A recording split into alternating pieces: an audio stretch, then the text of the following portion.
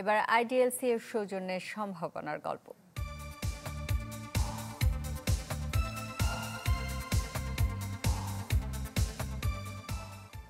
Vermi compost বা কেঁচো সার উৎপাদন করে স্বাবলম্বী হয়েছেন চাঁপাইনবাবগঞ্জের যুবক আব্দুল আলিম।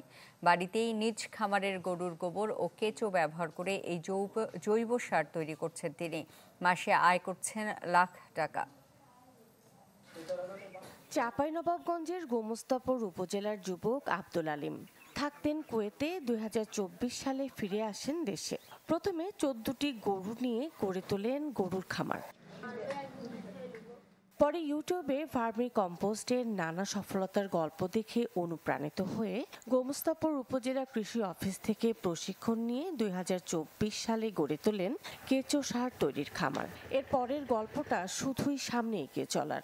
যখন আমাকে প্রথম অবস্থায় বলে তখন আমি নিজেও আমি এর সার সম্বন্ধে এত জানতাম না, আমিও বাইরে ছিলাম বা জৈব সার সম্বন্ধে আমার ছিল না। যখন আমি দেখি এ পেশাটা করলে লাভবান হওয়া যাবে, আমার নিজস্ব কিছু বাগানের প্রজেক্টও আছে, আর পাশাপাশি মানুষজনকে দিয়ে সহযোগিতা করে যেন লাভবান হওয়া যায়, এজন্যই আমি নিজে আগ্রহী হয়েছি।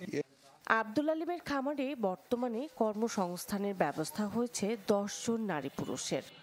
বেতন হিসাবে আমার সংসার ১০,০০০ টাকা মাসে বেতন পাই। আমার বেতন দিয়ে আমি সংসার চালাই। দূরে না যায় বাড়ির পাশে কাজটা করি, সুযোগ সুবিধা আমাদেরও ভালো হয়। এখানে কাজ শিখছি আবার কাজ করছি, এখানে বেতন পাই।